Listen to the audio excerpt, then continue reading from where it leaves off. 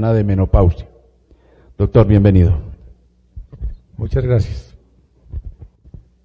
Sé que es la última conferencia de la mañana, ya todo el mundo quiere salir a descansar, a almorzar, pero este tema creo que es muy interesante porque nos ayuda a tener una visión distinta de algo que a veces vemos solamente como un síntoma y que realmente no lo es, y que tiene mucha importancia sobre todo en la calidad de vida de la mujer en muchos momentos de su vida reproductiva, pero principalmente después de la menopausia. Esta es la clínica Sommer. Hay algunos pacientes de algunos de los estudios que le vamos a mostrar. Voy a pasar muy rápido esta parte, solo para decirles que hablar de un síntoma, hablar de resequedad vaginal realmente es para hacer referencia de que no lo miremos de manera peyorativa como algo insignificante, sino que nos va a mostrar muchas síntomas, afectaciones y estados de la mujer. Y para entenderlas un poquito tenemos que mirar que el sistema genitourinario, la vagina, el tercio inferior de la misma, embriológicamente viene del endodermo, igual que viene el sistema genitourinario inferior, la vejiga y la uretra. Ambos están inmersos en unos tejidos que van a estar ricos y en receptores estrogénicos, y por eso la sintomatología en un momento determinado que veamos en la parte vaginal está muy relacionada con la sintomatología urinaria. La anatomía la voy a pasar muy rápido solo para decirles que es supremamente vascularizada. Esta área, la vagina, tiene circulación muy importante porque para que funcione bien la vagina requiere un plejo venoso alrededor de la misma, que está por arterias que vienen de la uterina, por la cervical, por la pudenda interna, por la vaginal, y eso genera una red alrededor de estos tejidos que van a explicarnos por qué es que están sucediendo las cosas que suceden en un momento determinado.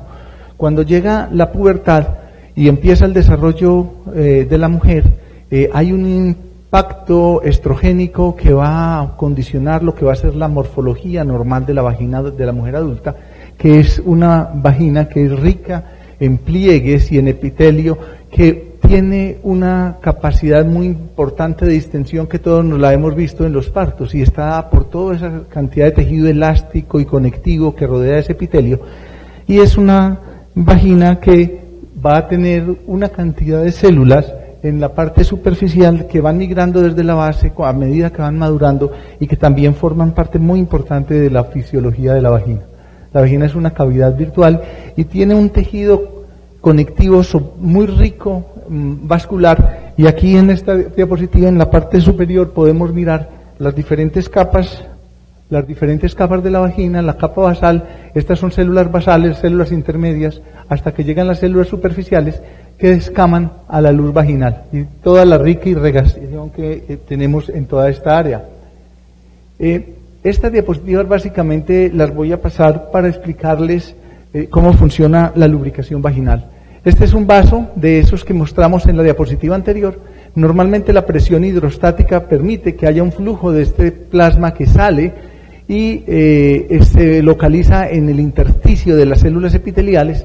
Esa presión las empuja hacia la luz de la vagina, y los mecanismos de la célula hacen que el sodio de esta luz pase a la célula, arrastre agua y nuevamente lo meta a la luz del vaso. Parte del líquido sale, y eso es parte de lo que normalmente forman parte de la lubricación vaginal. Cuando la vagina está sometida a excitación, lo que ocurre es que la presión hidrostática empieza a aumentar, o aumenta de manera notoria. La cantidad de líquido que sale del vaso es superior, el mecanismo de regulación no se modifica, y por eso hay mayor cantidad de líquido que pasa a la luz del vaso. Esto está mediado por acción estrogénica, es una acción no genómica de los estrógenos a este nivel, y adicionalmente los estrógenos llevan hacia la luz un poco de hidrogeniones que hacen que ayuden, junto con otro mecanismo fisiológico que vamos a ver enseguida, a mantener el pH de la vagina. La integridad neurovascular de la vagina es la que va a permitir que esta funcione de manera adecuada. El principal péptido que permite que funcione todo ese mecanismo a nivel de la vagina es el péptido intestinal vasoactivo, y ese está muy relacionado con el funcionamiento del óxido nítrico. Todos sabemos la importancia del óxido nítrico en la vasodilatación de estos vasos. Eso es parte de todos esos mecanismos que van a hacer que la vagina tenga lubricación, y ahorita vamos a hablar de la correlación con las primeras diapositivas. Esta es otra parte final para hablar de fisiología, y es esa célula basófila, que es una célula superficial que se desprende del epitelio a medida que va migrando desde las capas basales hacia arriba, que es rica en glicógeno, y una vez que sale y queda como una sustancia rica en glicógeno, una célula rica en glicógeno que se está muriendo, que se descamó, pero que es el sustrato alimenticio para estos microorganismos que vemos que son los lactobacilos. O sea, la fisiología nos muestra cómo aquí la simbiosis que ocurre acá cuando nosotros mismos, o el cuerpo humano, está entregándole estos nutrientes a estos microorganismos que son necesarios, porque esos lactobacilos, por medio del ciclo de Krebs, van a producir ácido láctico a partir de la glucosa, y esos son importantes en la fisiología de la vagina para mantener el pH junto con los pocos hidrogeniones que ayudan a sacar los estrógenos. Entonces, que una vagina funcione normalmente requiere de la integridad vascular y neurovascular, y al mismo tiempo de la simbiosis entre esas células que están descamando con la flora vaginal normal. Todos sabemos la importancia de la fisiología del eje hipotálamo, hipófisis, ovario. Órgano efector final es el endometrio. Ese endometrio tiene un ciclo de acción en la primera parte y en la segunda fase del ciclo, y termina con la menstruación. Esos mismos cambios ocurren en el epitelio vaginal, lo único es que no hay descamación. La vagina entonces está cambiando también durante el ciclo. Y la vagina no solamente cambia durante el ciclo de la mujer, sino durante la vida reproductiva de la mujer, dependiendo de ciertas condiciones fisiológicas como el embarazo, como la lactancia, o algunas patológicas como algunas enfermedades que originan un hipoestrogenismo relativo, como la hiperprolactinemia, por ejemplo, o cualquier otra condición patológica como los cánceres, que deben ser tratados con antiestrógenos, que van a hacer que entonces haya una disminución del grosor de la luz vaginal. Aquí vemos unas estructuras de mucosa vaginal cuando está completamente estrogenizada, como hay una cantidad de capas que vienen desde la capa basal hasta las células superficiales, que son las que van a descamar, y como a medida que la acción estrogénica va disminuyendo, se va disminuyendo el grosor de ese epitelio vaginal y va alterándose la estructura. Esos cambios que produce el hipoestrogenismo se encuentran no solamente en la menopausia. Cualquiera de estas condiciones pueden producir algún grado de estrogenismo en algún momento determinado, bien sea por algunos procedimientos, por algunos medicamentos que tenemos que utilizar. Incluso los anticonceptivos ricos en progestágenos, o a base de progestágenos principalmente, tienen un impacto muy importante sobre la resequedad vaginal. Los anticonceptivos tienen estrógenos para disminuir los efectos secundarios de los progestágenos. Me estoy refiriendo a los anticonceptivos combinados. ¿Eso qué quiere decir? Que los cambios que pueden ocurrir por estrogenismo en la mujer pueden ocurrir en cualquier momento de su vida, no solamente en la menopausia. Normalmente entre el 13 y el 31% de las mujeres en general estarían con algún grado de resequedad vaginal, siendo mucho más frecuente obviamente en las pacientes en menopausia, que puede llegar casi hasta un 45-50% en muchas de ellas, pero que es mucho más significativo en aquellas mujeres que están recibiendo antiestrógenos o inhibidores de aromatasa porque sufren de un cáncer de mama. Esas pacientes pueden alcanzar hasta un 63% del problema. Ahora, la menopausia es un estado de hipoestrogenismo que genera en la mujer una gran cantidad de cambios. Los síntomas vasomotores son los que conocemos todos y que de pronto es el signo cardinal que hace reconocer en la población general la menopausia. Sin embargo, son muchas las alteraciones secundarias al hipoestrogenismo, como son los síntomas genitourinarios, alteración a nivel sexual, problemas osteomusculares, osteoporosis, Y los síntomas genitourinarios que resalto acá son diferentes a los síntomas vasomotores como signo cardinal de la menopausia, porque los síntomas vasomotores de alguna manera, a pesar de que en promedio pueden durar unos 7 años, 7.4 años, y pueden durar en algunas mujeres hasta 30 años, normalmente tienden a desaparecer. En cambio, los síntomas genitourinarios son problemas que no tienden a desaparecer, sino que van a aumentar. Con el tiempo van a ser progresivos y van a alterar la condición. Hablar de atrofia vaginal era el término que nosotros utilizábamos antes cuando hacíamos referencia al hipoestrogenismo en estas pacientes. Sin embargo, hace unos 3 años se reunió la Sociedad Americana de Menopausia y la Sociedad Internacional de Salud Sexual para el estudio de la salud sexual de las mujeres, y definieron un término que hoy en día todos ustedes ya conocen y que es con el que estamos explicando, por ser más integrador, todos los cambios que ocurren, no solamente a nivel vaginal, sino a nivel genitourinario, y es lo que conocemos hoy con el nombre de síndrome genitourinario de la menopausia. La atrofia vaginal, entonces, perdóneme, la atrofia vaginal,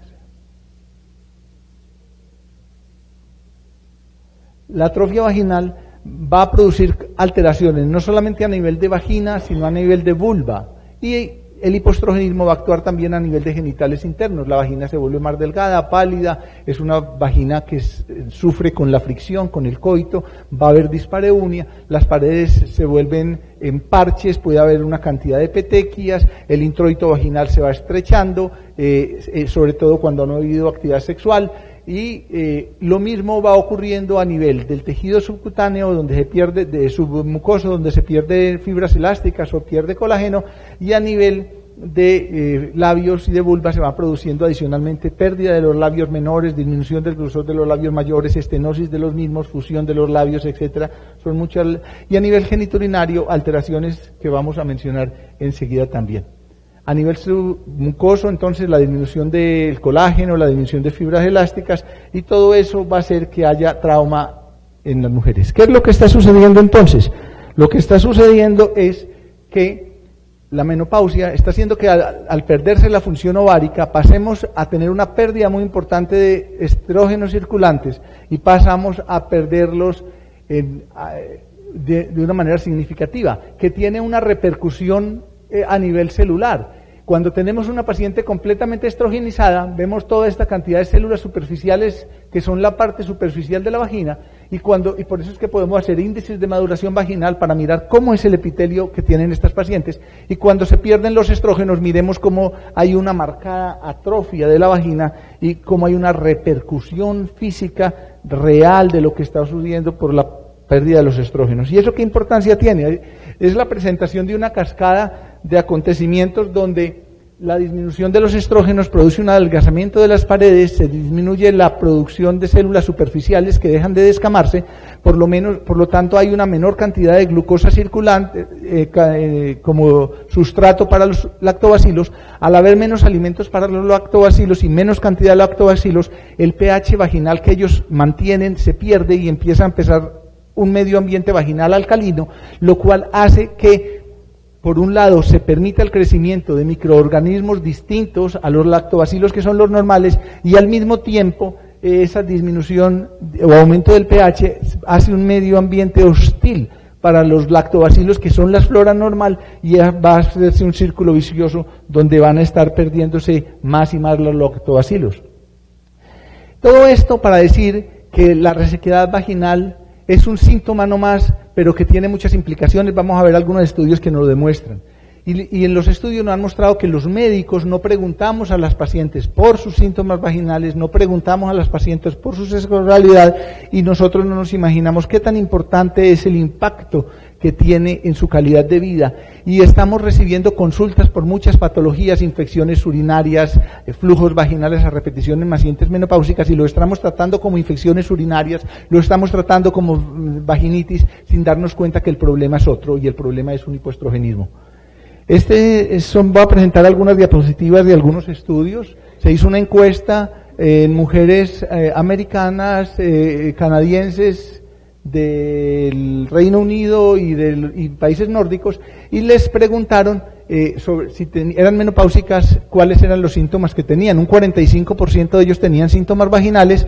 Estos son los diferentes síntomas que tenían esas pacientes, y cuando se les interrogó sobre cuál era la causa de esa patología, las señoras lo veían como algo normal del envejecimiento, de la menopausia, por algunas otras causas, pero entender que era que en su vagina estaban ocurriendo unos cambios que nosotros conocemos como atrofia, realmente muy poquitas pacientes lo conocían, solamente el 4% de ellas. Este es otro estudio que se le aplicó un formulario a más de 15.000 mujeres, se escogieron las pacientes que tenían menopausia, y esas pacientes le preguntaron cuáles eran los síntomas que tenían. Las pacientes presentaban resequedad vaginal en un 55%, dispareunia en un 44%, irritación, dolor, sangrado con las relaciones y dolor incluso con el ejercicio. Le preguntaron a ese mismo grupo de pacientes, bueno, ¿qué significa que usted esté sintiendo eso con su vagina? 85% pérdida de la intimidad, 59% deterioran el disfrute de su sexualidad, 47% incluso afectaba su relación de pareja y tenía efectos sobre el sueño e incluso sobre el disfrute general de la vida. Se hizo otro estudio, el mismo cuestionario se hizo en 4 países europeos y encontraron algunas diferencias, pero son muy similares. Entonces queda en el 47, dolor con las relaciones en el 20, irritación 27, sensibilidad, sangrado y dolor con el ejercicio. A esas pacientes les preguntaron, bueno, ¿ustedes tienen pareja? ¿Tienen vida sexual? ¿Cada cuánto? ¿Cómo ha tenido relaciones en el último año? ¿Qué se encontró? Que el 78% tenían pareja, 84% de ellas tenía vida sexual, a pesar de que, pues, muchas no tenían pareja permanente, pero una cuarta parte de ellas no había tenido relaciones en el último año. ¿Por qué? Por reducción del deseo sexual. En el 50% de ellos la causa eran estas: dolor con las relaciones, resequedad vaginal y sensibilidad pélvica, todas asociadas con el lipoestrogenismo.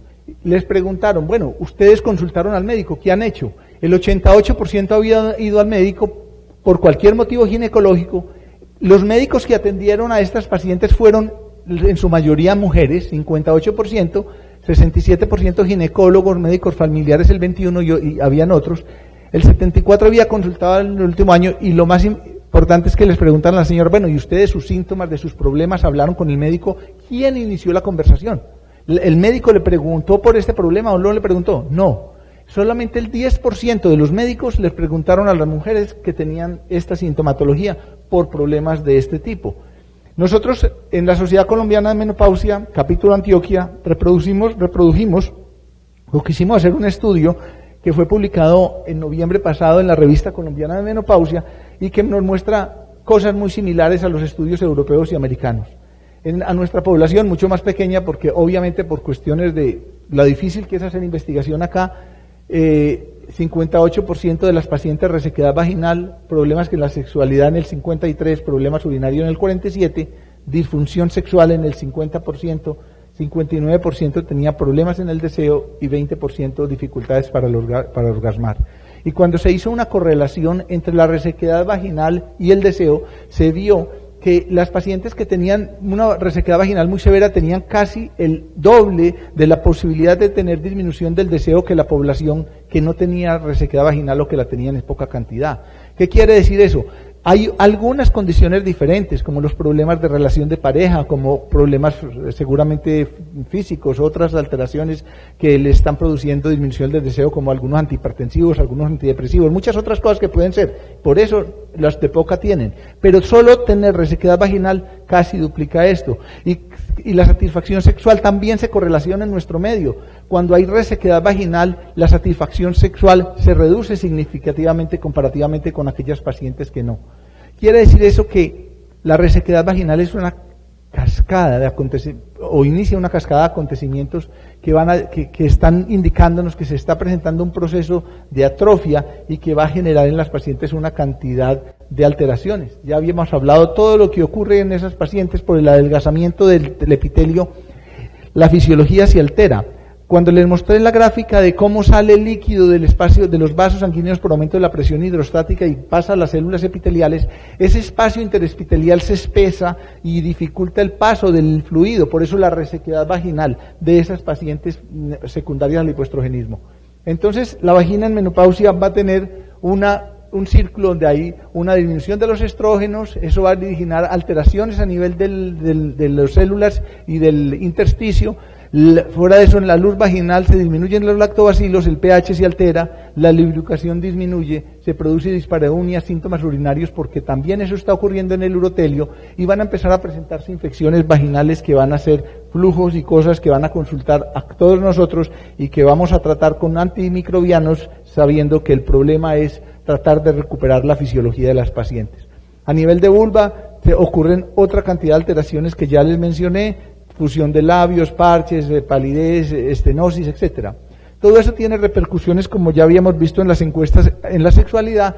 La disminución de los estrógenos va a llevar por resequedad y atrofia a dispareunia, disminución del deseo, porque es obvio que si me duele tener relaciones, voy a evitar las relaciones, y cuando ya me estén buscando, la mujer va a empezar a decir, me va a doler, y entonces va a evitar que eso se presente. La lubricación va a disminuir cada vez más, porque dentro de la fisiología de la vagina, que no lo he mencionado, es que el coito es muy importante para la salud de la vagina. ¿Por qué? Porque el trauma y el roce produce un estímulo en el tejido submucoso que va a generar un estímulo para que haya una mejor vascularización, y al disminuir la frecuencia del coito, eso también va a alterar a ese nivel. A nivel urinario, formando parte de lo que es el síndrome genitourinario de la menopausia, eso va a generar alteraciones a nivel del piso pélvico, que va a hacer que con el tiempo se produzcan prolapsos e igualmente problemas urinarios con aumento de la frecuencia, con síndrome uretral, con disuria, con incontinencia urinaria de esfuerzo y con incontinencia urinaria de urgencia. ¿Cómo vamos a manejar estas pacientes? Recordemos entonces las diapositivas. Las pacientes, muchas no se quejan por ello, y los otros no preguntamos. Entonces tenemos que interrogar a las pacientes y mirar qué sintomatología tiene de toda esta que pueden presentar. Mirar cómo está la relación de pareja para tratar de mejorar lo que sea a este nivel, ya que disminuir de la frecuencia coital va a alterar también esto, y hay que hacerles notar que una vida sexual activa favorece la unión de la pareja y adicionalmente la salud de la vagina. ¿Cómo vamos a manejar estas pacientes? Es una condición crónica que debemos fomentar la actividad sexual. Tenemos que iniciar en las pacientes que no tengan muchos problemas y solo algunas molestias. Podemos empezar con productos simplemente que favorezcan el coito como lubricantes, pero si no son suficientes tenemos que pasar a tratamiento hormonal. El tratamiento hormonal puede ser sistémico o local. El tratamiento sistémico es ideal para aquellas pacientes que adicionalmente se encuentren en la ventana de oportunidad y que tengan síntomas vasomotores o cualquiera otro de los síntomas que necesitan ser tratados en la paciente en la menopausia. Y voy a hacer una cuña aquí para hablar de terapia hormonal. Lamentablemente mucha gente se quedó en el WHI. El WHI es un estudio de hace 15 años que incluso los investigadores pidieron disculpas por lo que habían dicho. El WHI es un estudio que perjudicó a las mujeres del mundo y perjudicó mucho a las mujeres de Colombia, porque nosotros en Colombia fuimos el segundo país en el mundo en disminuir la terapia de reemplazo hormonal. Hoy en día sabemos que utilizarla adecuadamente en la paciente correcta, utilizando la ventana de oportunidad que son los primeros 10 años de la menopausia, le brinda a nuestras pacientes cuando lo necesitan una salud muy importante, no solamente a nivel vaginal, que es nuestro tema, sino a nivel general, pero ese es otro tema y seguimos adelante. Entonces, la terapia hormonal sistémica es factible para la paciente que tiene síntomas vasomotores y además síntomas de atrofia urogenital. Si no lo tiene, podríamos manejarla entonces con estrógenos tópicos locales. El tratamiento estrogénico va a lograr muchos importantes cambios. El pH va a cambiar porque va a engrosarse la pared nuevamente, va a empezar a haber descamación de células, va a haber nuevamente células con glucógeno, va a haber una mejor vascularización, va a haber sustrato para los lactobacilos y va a haber un aumento, una disminución del pH y acidificación, va a mejorar la lubricación, el índice de maduración, como les dije, y va a hacer que esta paciente mejore de manera notoria. El tratamiento hormonal local está comprobado que no tiene problemas. Cuando utilizamos tratamiento hormonal local, los niveles de estrógenos nunca pasan de 20 picogramos. Recuerde que la paciente en su vida normal reproductiva maneja unos niveles de 180. Mostré yo como digamos, por poner una cifra, y en menopausia le mostré 18, a veces están 18, 20, pero esta paciente con terapia local no suben de 20. Por eso es que tiene una absorción muy pequeña y hace que no se necesite progestágenos para oponer el efecto estrogénico en las pacientes que tienen útero. Si vamos a usar terapia local, solamente vamos a necesitar entonces el estrógeno tópico o local.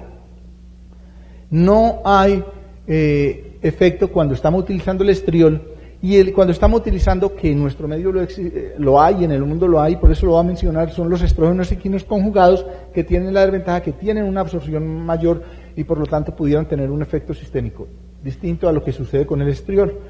¿Cuáles son los medicamentos que podemos tener? Hay diferentes, hay cremas, hay anillos vaginales, hay comprimidos, pueden ser sistémicos, cualquiera de los que conocemos. La tibolona nos sirve para todos estos cambios. Nosotros en nuestro medio para usar localmente solamente tenemos la posibilidad de utilizar cremas de estriol, estrógenos conjugados, óvulos de estriol. Este es un estudio que mostró que cuando estamos utilizando terapia sistémica, no todas las pacientes mejoran. O sea, a pesar de estar utilizando estrógenos sistémicos para el manejo de esta patología, es necesario en muchas de estas pacientes utilizar estrógenos locales para acabar de mejorar sus problemas. Las pacientes mejoran mucho. Mejora el deseo, la excitación y la función orgásmica, aumenta la lubricación, el flujo sanguíneo, disminuye la atrofia, la resequedad vaginal. Las terapias crónicas con la dosis eficaz más pequeña y los estudios que se han hecho hasta un año, pero como sabemos que los niveles no aumentan, podemos estar muy tranquilos por utilizar en las pacientes que lo requieren tratamientos más prolongados. Hay opciones diferentes a los estrógenos para cuando no los podamos utilizar. Por ejemplo, en los SERMs, como el lasoxifeno y el ospemifeno, son muy importantes. Está poblado el ospemifeno en Europa, 60 miligramos, una tableta al día, y con una efectivísima acción a nivel de la vagina y reepitelización y mejoría del índice de maduración vaginal. En nuestro medio no lo tenemos. Está aprobado para dispareunia. Y también se ha utilizado el gel de hidroepiandrosterona sulfato. Ahora voy a mostrar de pronto una diapositiva al respecto de cómo cambia el índice de maduración vaginal. Y el láser también se ha utilizado, pero realmente faltan estudios. Estas son dos fotografías que no se ven muy bien, de una vagina con atrofia y cómo empiezan a aparecer nuevamente algunas de las arrugas después de la terapia con láser. Se ha hablado de vitamina D porque tiene un impacto sobre reepitelización, pero sin embargo realmente no es lo más importante. Esta es la diapositiva que les hacía mención. Se empieza el tratamiento con dehidroepiandrosterona en gel y muy rápidamente las células parabasales disminuyen y las células superficiales aumentan. O sea, es un efecto muy importante y muy rápido para recuperar la salud vaginal. ¿Qué vamos a hacer con las pacientes de cáncer de mama? Porque una de las contraindicaciones para la terapia hormonal sistémica es la paciente con cáncer de mama. En ellas ha habido controversias. Los europeos dicen, denles ciclos cortos de estriol, denles 6 semanas de tratamiento con estriol para que la mejore su vida sexual, que tenga mayores relaciones, utilice lubricantes, utilice ospemifeno. Pero en nuestro medio hay un enfrentamiento todavía o una confrontación con la opinión de los oncólogos que les da mucho, no quieren que le utilicemos estrógenos en las pacientes, aunque sean tópicos. Y esas pacientes, recuerden que hasta el 63% tienen una resequedad muy importante que está afectando, como vimos en las diapositivas, la calidad de vida. Nosotros estamos ante una sociedad donde siempre pensamos en el hombre, nunca pensamos lo suficiente en la mujer. La relación de pareja es importante, la sexualidad es importante. La resequedad vaginal es un hecho que es incontrovertible, no se presentan todas, pero cuando se presenta va a ir progresando y va a afectar de manera muy importante la calidad de vida. Muchas gracias.